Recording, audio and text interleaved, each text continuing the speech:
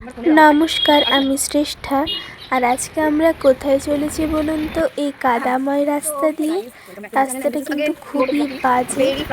আর আমরা এই কাদা ভরা রাস্তা দিয়ে চলেছি গুন্ডিচা মন্দিরে প্রভু জগন্নাথ দেবের দর্শন করতে ওনার মাসি বাড়িতে। এখন উনি মাসি বাড়িতে আছেন।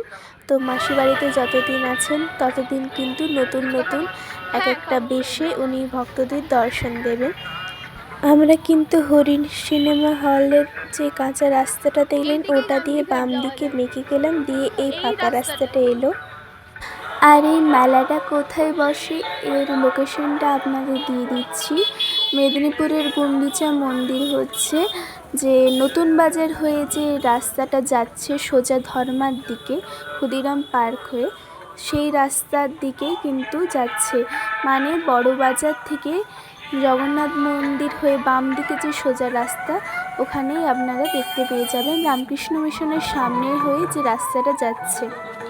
তো দেখুন এখানে মেলা বসেছে, কত কি দোকান বসেছে। মেলায় যাবতীয় যা যা জিনিস সামগ্রী পাওয়া যায় সেসবই পাওয়া যাচ্ছিল। তো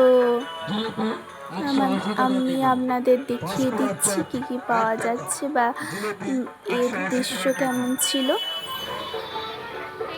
তো দেখে নিন, এখন আমরা পৌঁছে গেছি গুন্ডিচা মন্দিরে।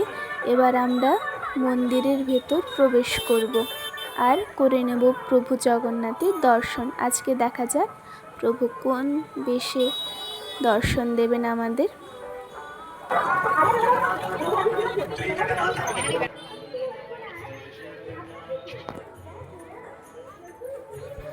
জয় জগন্নাথ।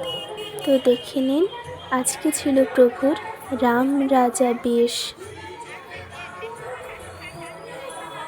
আমরা কিন্তু প্রভুর দর্শন করে চলে এলাম। এবার দেখুন বাইরে কতটা ভিড় বাড়ছে, যত সন্ধ্যা হচ্ছে ততই কিন্তু মেলাতে ভিড় বাড়ছে।